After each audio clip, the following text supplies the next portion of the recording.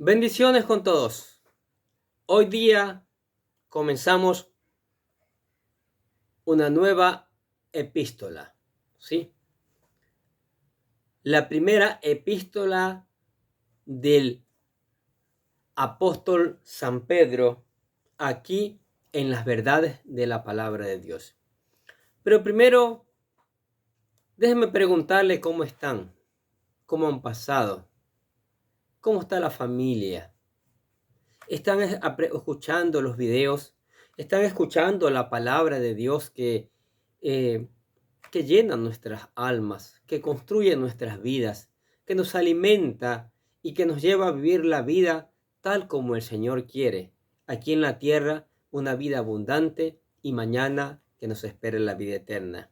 Esta palabra nos prepara para vivir la vida abundante aún en medio de tanta incertidumbre, aún en medio de tanta maldad, aún en medio de tantos problemas que este mundo está llevando a cabo por no conocer a Dios.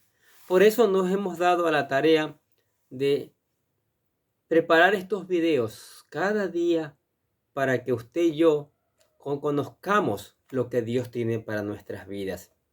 Y nosotros les agradecemos y nosotros los bendecimos en el nombre del Señor Jesucristo, ¿sí? Y también les agradecemos por apoyar este canal, ¿sí?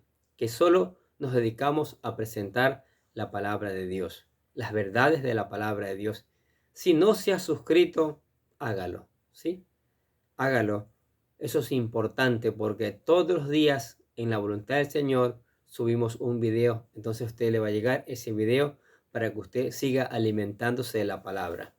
Recuérdese que el Señor recomienda en su palabra, le recomendó a Josué que leyera y meditara en la palabra de día y de noche. Así que para los que tienen, tengo el contacto, el número telefónico, les llega un mensaje en la mañana, y si está suscrito le llega otro video en la tarde, ¿sí? Entonces, comencemos en el tema número 1, las verdades de la palabra de Dios. Hoy, introducción a la primera epístola de San Pedro, ¿sí? De San Pedro apóstol. San Pedro apóstol. Y utilizamos primera de Pedro, versículo 1, capítulo 1, versículo 1. Entonces, ¿qué les parece? Comencemos. Comenzamos hoy el estudio de la primera epístola del apóstol San Pedro. Hablemos del escritor. El autor se presenta de la siguiente manera en el capítulo 1. Versículo 1 dice: apóstol de Jesucristo. Apóstol de Jesucristo. Mire cómo se presenta Pedro allí, ¿sí? Pedro fue calificado como un pescador ignorante, pero ninguna persona que haya pasado 3 años en la escuela de Jesús podría ser considerado un ignorante, porque Pedro pasó 3 años con el Señor Jesucristo aprendiendo, ¿sí? Con el mismo Dios, en otras palabras, aprendiendo. Y 3 años es un tiempo suficiente para aprender y para llenarse de la sabiduría del Señor. Entonces, ¿cómo podría considerárselo un ignorante si era un conocedor, si 3 años fue capacitado por el mismo Señor Jesucristo? Las epístolas de Pedro confirman esta afirmación, ¿sí? Confirman la sabiduría, la inteligencia con que escribe esto, y lo veremos a medida que vamos desarrollando estos videos, ¿sí? Con qué sabiduría que presenta esta palabra para ser edificado nosotros hoy día.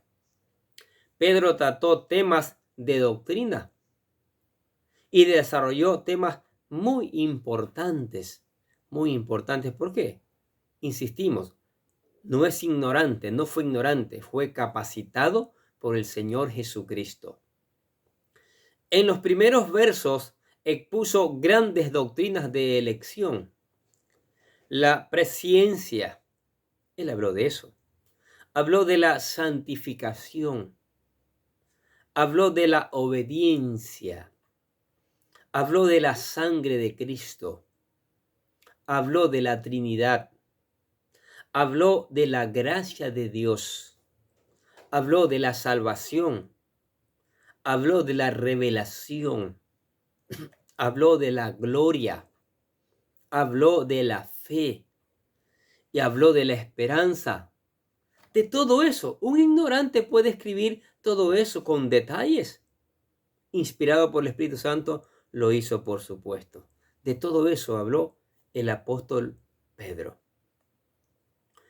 Uno no podría acumular tanta doctrina en unos pocos versículos, porque son dos cartas pequeñas.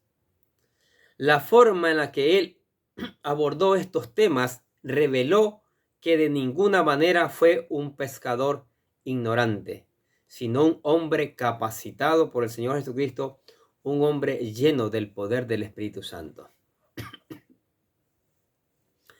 Al leer estas epístolas, uno puede apreciar el gran cambio que tuvo lugar en la vida de Pedro. En el pasado había sido impetuoso, pero en este momento era paciente. Sí, impetuoso. Cuando se encontró por primera vez con Jesús era imprudente, torpe y hablaba atropelladamente. Nos imaginamos que cuando Jesús le vio, dijo: ahora eres una persona muy débil, pero de ti yo voy a ser un hombre firme como una roca. Y le dijo el Señor Jesucristo: y tú serás edificado sobre este fundamento de Jesucristo, que es la roca. Pedro dejó bien claro que el Señor Jesús era la roca sobre la cual se edificaba la iglesia.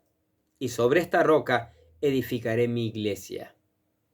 Es interesante que, aunque su nombre significa roca, él dijo que todos los creyentes son también pequeñas rocas.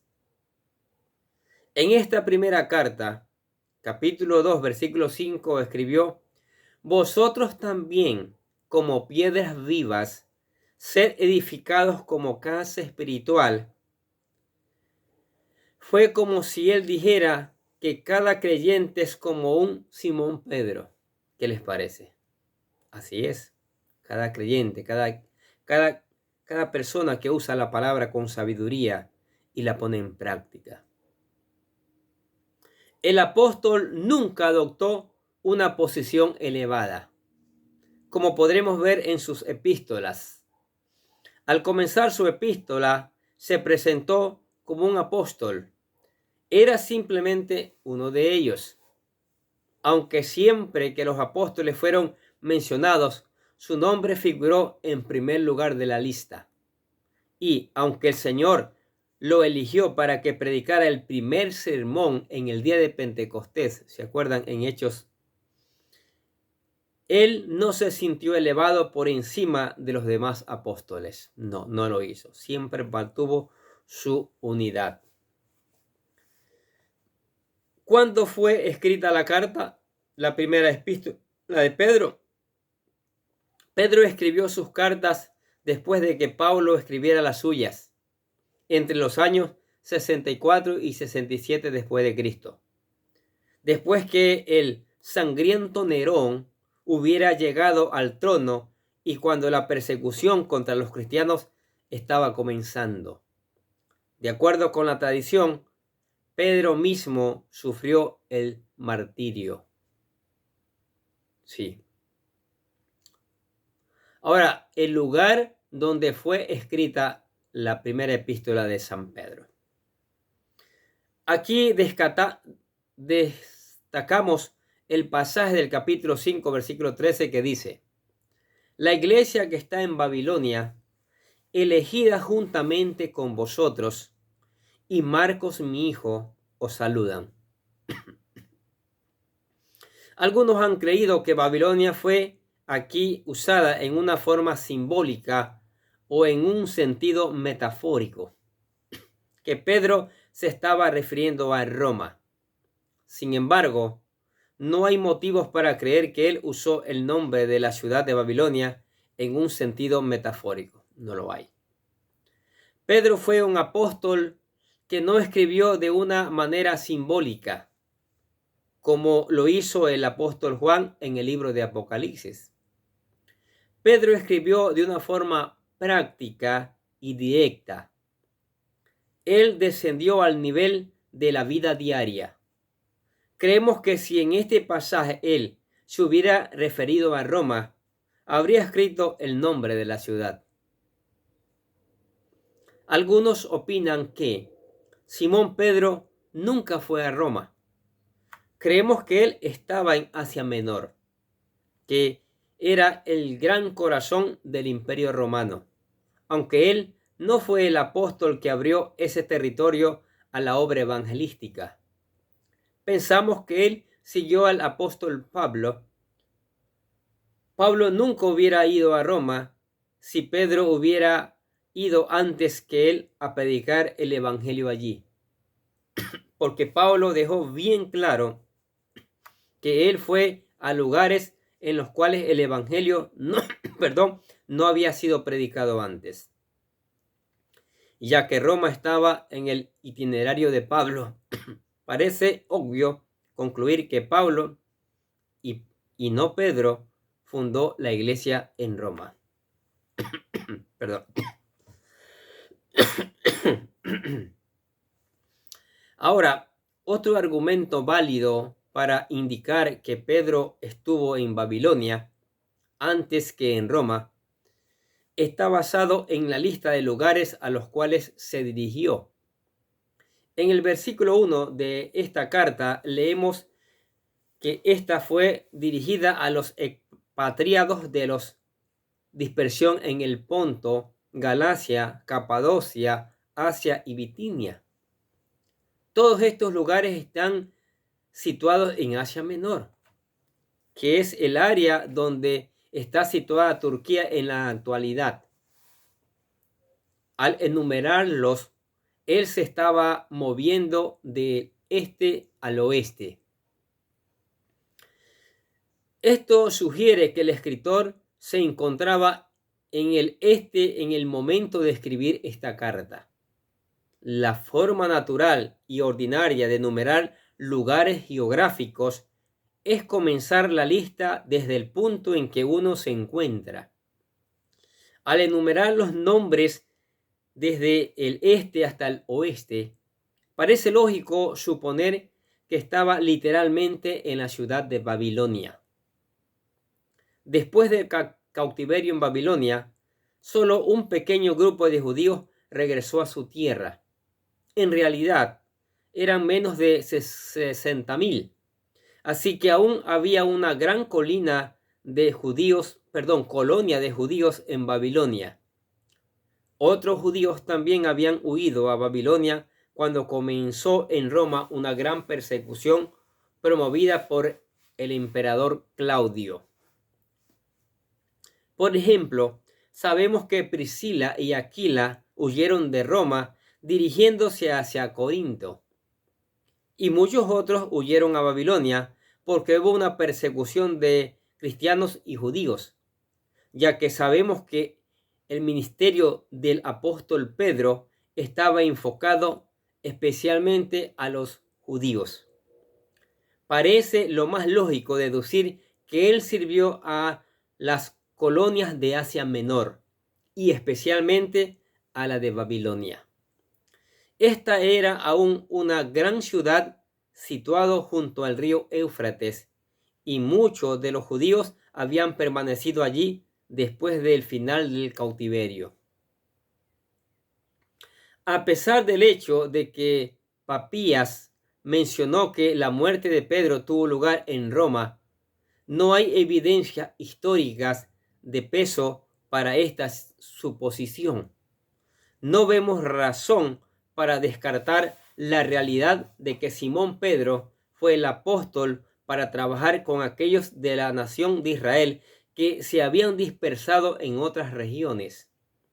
Así pues, creemos que Pedro se dirigió hacia el este, mientras que Pablo fue directamente al oeste. ¿Qué les parece? El tema de esta carta. El gran tema de esta epístola de Pedro es la esperanza cristiana en tiempos de sufrimiento. Aunque Pedro se ocupó de las principales doctrinas y expuso temas importantes, no escribió con un estilo frío, insensible. Él ha sido llamado el apóstol de la esperanza, mientras que Pablo ha sido llamado el apóstol de la fe y Juan ha sido llamado el apóstol del amor. Esta carta puso un gran énfasis sobre la esperanza, pero creemos que la palabra que expresa el tema de esta epístola es sufrimiento. Pedro también enfatizó la gracia de Dios y algunos expositores bíblicos creen que este fue el énfasis principal. Sí. Sin embargo, la palabra sufrimiento y algunas palabras afines que se mencionan con él aparecen 16 veces en esta carta. La palabra esperanza está siempre ligada al sufrimiento. Por lo tanto, creemos que sería apropiado decir que el tema de esta primera carta es la esperanza cristiana en tiempos de sufrimiento. ¿Qué les parece? El apóstol Pedro tuvo mucho que decir sobre el sufrimiento de Cristo. El sufrimiento de Cristo fue tratado por el escritor de la carta a los Hebreos y por el apóstol Santiago en su carta. Los profetas también se ocuparon de este tema. Sin embargo, Pedro enfocaría este tema de una forma un poco diferente. Pedro habló como fruto de una rica experiencia. Por esta razón, Simón Pedro, mientras escribió sobre el sufrimiento, enfatizó la alegría. ¿Qué les parece? Simón Pedro iba a presentarnos su teoría del sufrimiento. Iba a hablarnos de su propia y tremenda experiencia. Y para todos sería hermoso que se convirtiera en su experiencia y en mi experiencia. ¿Qué les parece? Hemos dividido esta epístola de la siguiente manera. La primera división del libro se titula El sufrimiento y la seguridad de los creyentes y abarca los primeros 9 versículos del capítulo 1 y veremos que el resultado es la alegría. La segunda división, en el capítulo 1, versículos del 10 al 25, se titula El sufrimiento y las escrituras. Aquí veremos que el sufrimiento produce santidad en la vida del creyente. Después, en los capítulos del 2 al 4, tenemos la tercera división, titulada El sufrimiento y el sufrimiento de Cristo. En el capítulo 2, el sufrimiento produce separación. En el capítulo 3, produce conducta cristiana. Y a esa conducta se manifiesta en el hogar, capítulo 3, versículo 1 al 7, y en la iglesia, capítulo 3, versículo del 8 al 17. Y en el capítulo 3, del versículo 18 al 22, vemos que el sufrimiento de Cristo fue predicado por el Espíritu en los días de Noé. Además, en el capítulo 4 veremos que el sufrimiento produce obediencia a la voluntad de Dios. Mire, con qué sabiduría que Pedro escribió esta carta. La cuarta y última división se encuentra en el capítulo 5 y se titula El sufrimiento y la segunda venida de Cristo. El primer lugar produce servicio y esperanza en el capítulo 5, versículo 1 al 4, y en el segundo lugar produce humildad y paciencia del capítulo 5, versículo del 5 al 14. Entonces, ¿qué les parece esta introducción de la primera epístola del apóstol Pedro? Maravilloso, ¿no es cierto? Ir entendiendo. Aquí vamos a entender los sufrimientos que padeció Cristo para darnos la vida eterna, entregando su vida para que nosotros le busquemos y tengamos vida eterna. Y los sufrimientos que pasa al cristiano también en esta vida tan difícil, esta vida tan complicada, por causa del pecado y por causa de la maldad. Entonces, si Pedro habló de cómo padeció Cristo para darnos salvación, para darnos vida eterna, nosotros aquí, como en todos los libros que hemos hecho videos, le presentamos lo que llamamos la oración de fe para que usted venga a Cristo, se convierta en parte de su familia, parte de su iglesia, parte de su cuerpo y entienda cómo Cristo sufrió por usted. Y mañana quiere darle la vida eterna. La oración dice así: querido Dios, sé que soy un pecador y que nada de lo que hago puede hacerme ganar el cielo o la vida eterna.